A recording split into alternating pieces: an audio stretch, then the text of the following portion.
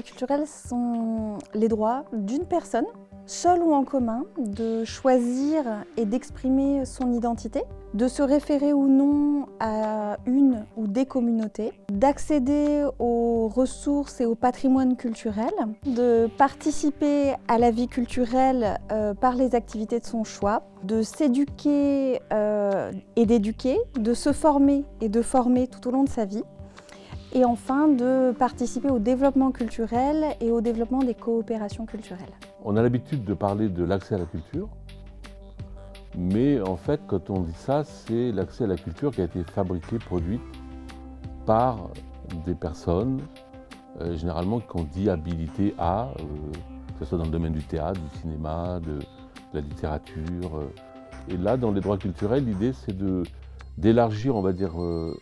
à tous les citoyens, tous nos concitoyens,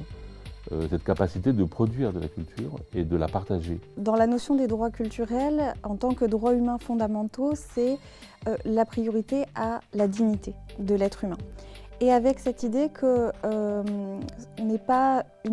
dans la démocratisation de la culture, c'est-à-dire les arts, la culture définie par les sachants, qui vont apprendre à ceux qui ne sauraient pas. Non, étant donné que tout le monde a une culture, possède une culture, est capable d'ancrer, comme tu disais, d'en émettre, et surtout de la partager. Donc c'est ce socle-là, dans la notion de droit culturel, qui va au-delà de l'accès à la culture.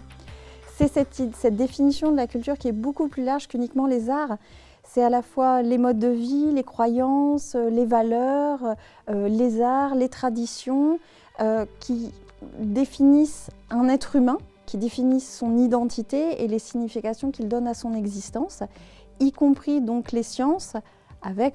les sciences, on pense aux maths, à la physique, mais aussi les sciences humaines. Le rapport à l'autre est au cœur finalement des droits culturels. On avait une notion de la diffusion,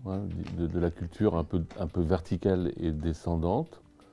Les droits culturels, ce n'est pas non plus une vision complètement horizontale, dans le sens où ça serait atomisé, archipélisé, tout le monde serait en train d'émettre un peu derrière son écran de téléphone, par exemple, ce qu'il pense du monde, mais c'est plutôt dans un dialogue, et dans des dialogues qui sont donc recréés ou dans des espaces qui sont penser à cet effet, de recréer ce moment d'échange, de partage finalement des cultures autour d'objets communs, de projets communs. Donc il y a quand même une notion collective dans l'histoire des droits culturels. Et comme ils sont des droits qui, comme tu l'as bien dit, qui sont liés à sa propre culture et qui reprend sa propre trajectoire, les droits culturels finalement englobent les droits humains et les droits de l'homme, dans le sens où